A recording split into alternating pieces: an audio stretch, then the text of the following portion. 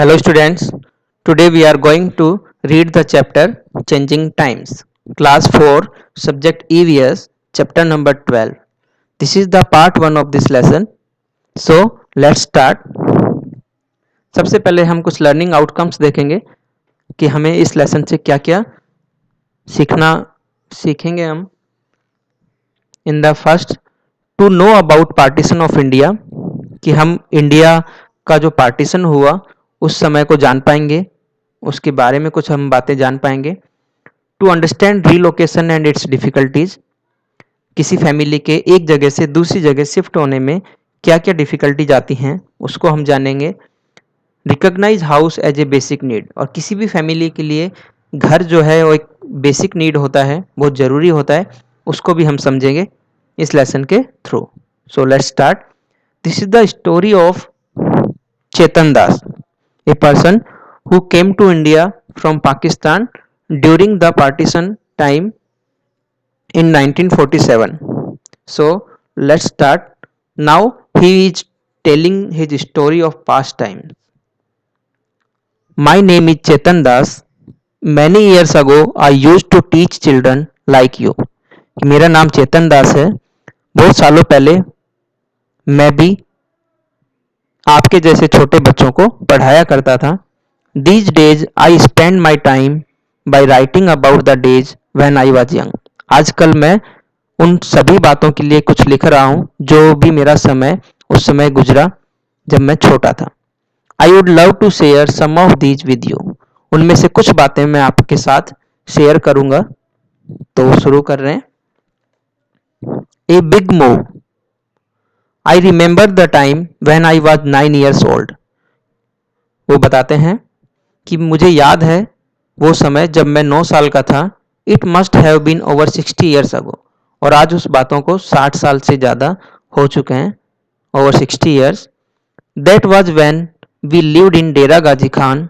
Today this place is in Pakistan, कि उस समय हम डेरा गाजी खान नाम की जगह पर रहते थे जो कि आजकल पाकिस्तान में है. At that time there were a lot of problems all around us, और उस समय चारों तरफ बहुत सारी प्रॉब्लम थी.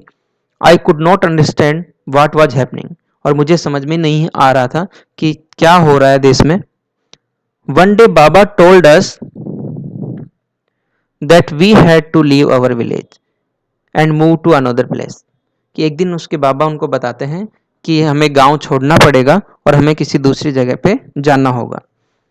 आई was sad to leave my house and my village, that was where I had all my friends, कि वो बताते हैं कि मुझे बड़ा दुख हुआ ये सुन करके, क्योंकि मुझे मेरा घर मेरा गांव छोड़ना पड़ेगा, क्योंकि वहाँ पे उनके सारे दोस्त रहते थे. All of us, baba, amma, my younger brothers and sisters and I took a train to come here near Delhi, कि उनकी फैमिली के सभी लोग, उसके बाबा, अम्मा, छोटे भाई बहन और वो खुद एक ट्रेन से दिल्ली के पास में किसी जगह पे पहुंचे. Like us, many people from our area also moved. People were saying that our country was being divided into two, India and Pakistan.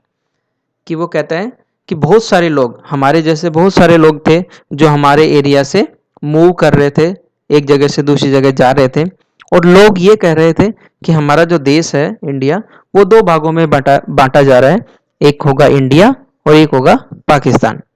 Many people from India went to Pakistan, just like we moved to India. For sometimes we all stayed in a camp. कि बहुत सारे लोग India से भी पाकिस्तान में गए, जैसे कि हम पाकिस्तान से इंडिया आए, और हमें कुछ समय के लिए कहाँ रहना पड़ा, कैंप में रहना पड़ा, क्योंकि वो अपना घर छोड़ के आ चुके थे. We lived in a big tents that were put up in a huge ground. कि बड़े बड़े मैदानों में बड़े बड़े टेंट लगाए हुए थे, उनमें उनको कुछ समय तक रहना पड़ा. तो आप देख सकते हैं इस पिक्चर में कि काफ़ी सारे टेंट इस तरह के लगाए हुए थे बड़े बड़े मैदानों में, और वहाँ पे लोगों को रोका जा रहा था.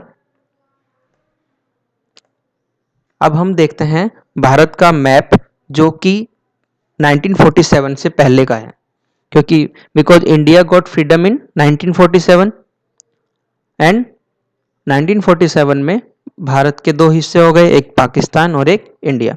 लेकिन जब हिस्सा नहीं हुआ था तो देखिए ये पूरा एरिया जो है आपको दिखाई दे रहा है, ये पूरा भारत है, इंडिया है। यानी पाकिस्तान भी भारत का ही हिस्सा था और यहाँ पे बांग्लादेश है आज, वो भी भारत का ही एक हिस्सा था।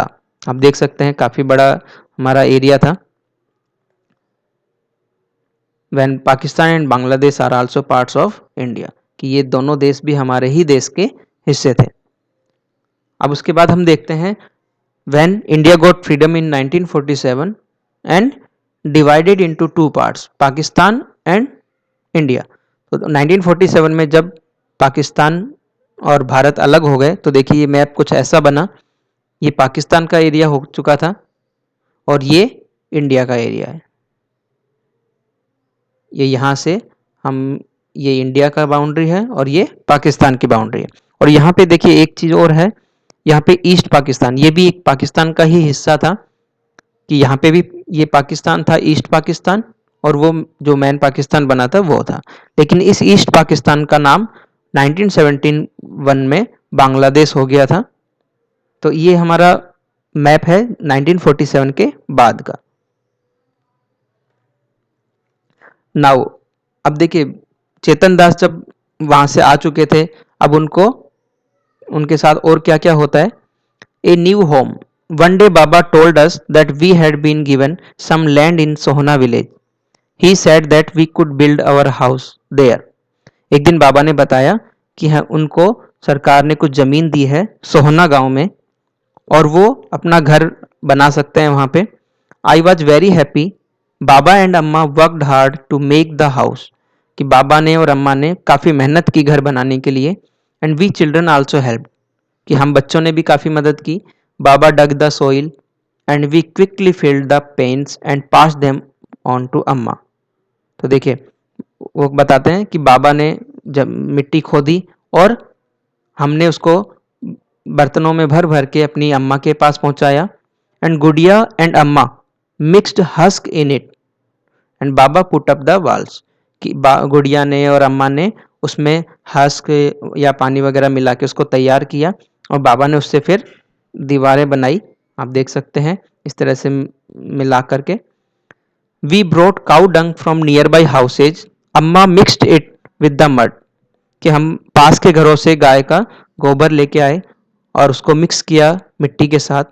एंड अम्मा ने क्या किया, she coated the floor with this mixture just like she used to do in our old house, कि उस अम्मा ने उस मिक्सचर से जो घर का फर्श था उसको कोट किया, उसको बनाया जैसा कि वो अपने पुराने घरों में करते थे।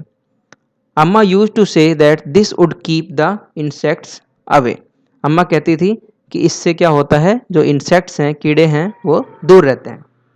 तो इस तरह से देखिए मड हाउस की जो दीवारें होती हैं इस तरह से मिट्टी से बनाई जाती हैं। फिर आता है then it was the turn for the roof to be made, Baba made a frame by joining strips of wood and fixed it on the four walls. अब छत की जब बारी आई तो बाबा ने लकड़ी की जो पट्टियां थी उनसे एक फ्रेम तैयार किया और उसको चारों दीवारों पे फिक्स किया। We put branches of neem and kikar trees on the frame. आप देख सकते हैं इस तरह से दीवारों पे लकड़ियों को रखा गया और फिर उससे छत तैयार की गई। और वो बताते हैं कि उस पे नीम और कीकर के जो पेड़ की ब्रांचेज हैं वो रखी गई उस फ्रेम पे, ताकि so that termites would not harm the wood. And अम्मा put old gunny bags on this and covered them with mud, कि उन्होंने टर्माइट्स को दूर रखने के लिए नीम और कीकर के ब्रांचेज का इस्तेमाल किया। टर्माइट्स एक तरह के कीड़े होते हैं जो लकड़ी पे लगते हैं और वो लकड़ी को खराब कर देते हैं, खा जाते हैं। Most of the houses around our house were made like ours, a few were different, कि हमारे चारों तरफ जितने भी घर थे वो हमारी तरह ही थे, लेकिन कुछ घर ऐसे थे जो हमसे अलग थे। But I like my house the best, it was just like our old house, कि वो कहता है, चेतन दास बताते हैं कि लेकिन मुझे मेरा घर सबसे अच्छा लगता था और ये वैसा ही था जैसा हमारा पुराना घर था। Now some questions are there. Talk to any one of your grandparents और any other elderly person, find out when she or he was 8-9 years old, कि आप अपने किसी भी ग्रैंड पेरेंट्स से बात करें, दादा दादी नाना नानी से, और उनसे पूछें कि जब वो 8-9 साल के थे तब उनसे ये सारे सवाल आप कर सकते हैं और उनको आप नोट कर सकते हैं। सबके जवाब अलग अलग हो सकते हैं, लेकिन जैसे मैंने अपने दादाजी से पूछा तो उन्होंने जैसे बताया, तो देखिए first question is where did she और ही लिव, कि आप पूछ सकते हैं कि वो कहाँ पे रहते थे या रहती थी, तो ही लिव्ड इन ए विलेज। आपका आंसर अलग भी हो सकता है कि वो गांव में रहते थे।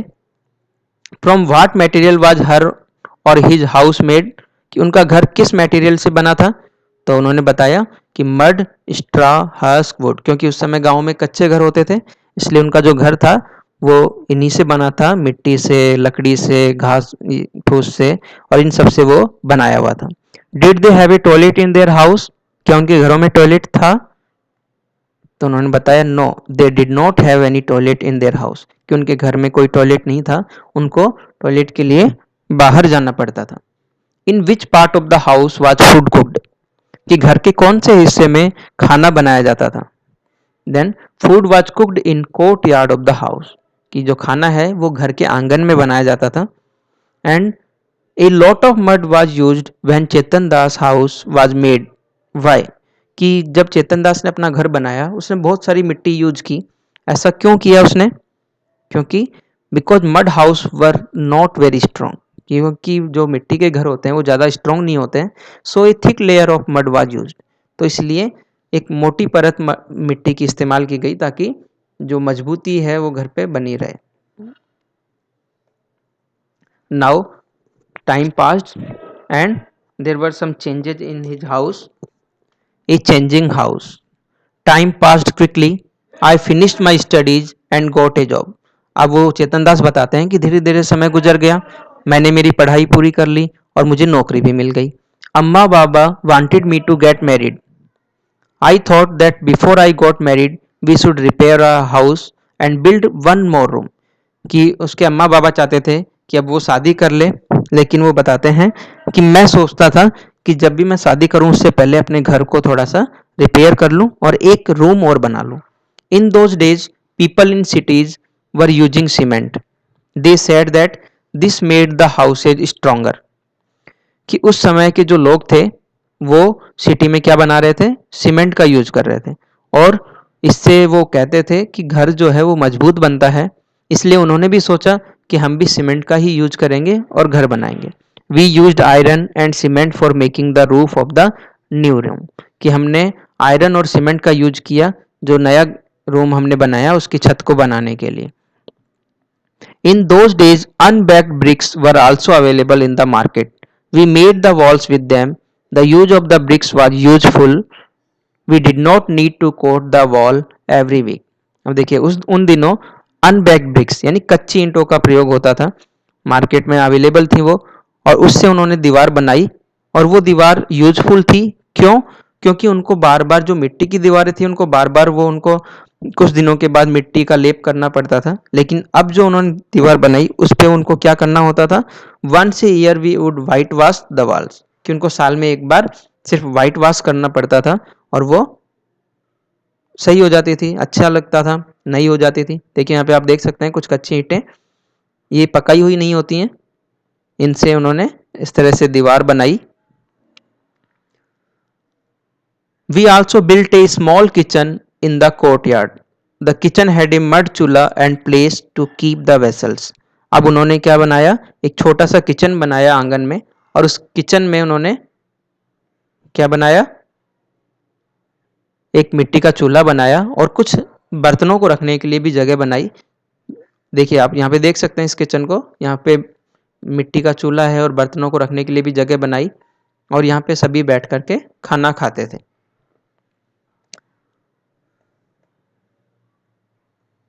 Then then I got married and my wife Suman came to our new house, कि उसके बाद उसने शादी कर ली और उसकी जो वाइफ सुमन है वो उसके नए घर में आ गई। To cook Suman used to sit on the floor in the kitchen, कि खाना बनाने के लिए सुमन क्या करती थी, किचन में फर्श पे बैठ के ही खाना बनाती थी। We all used to sit on the mats in the kitchen and eat together. It was a happy time. अब वो बताते हैं कि हम किचन में चटाई पे बैठकर ही खाना खाते थे साथ में, और ये हमारा बहुत अच्छा समय था. People used to go out to the field for their toilet in those days. और उस समय जो लोग थे वो टॉयलेट के लिए मैदानों में जाते थे बाहर. Some of the houses had a separate place for this. लेकिन कुछ घरों में इसके लिए अलग से एक जगह बनाई हुई थी. We also made a small toilet with unbaked bricks behind the house. हमने भी छोटे छोटे टॉयलेट बनाए अनबैक्ड ब्रिक्स से. छोटा सा उन्होंने टॉयलेट बनाया जो कच्ची ईंटें थी उनका इस्तेमाल करके घर के पीछे. तो देखिए चेतन दास बताते हैं, Chetan Das tells that people from the basti use to come to clean the toilets and take away the waste.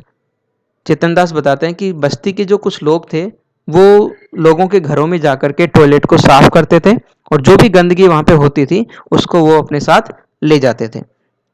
But they were not allowed to enter the house. लेकिन उनको घर के अंदर घुसने की अनुमति नहीं थी, उनको घर में नहीं आने दिया जाता था उन लोगों को.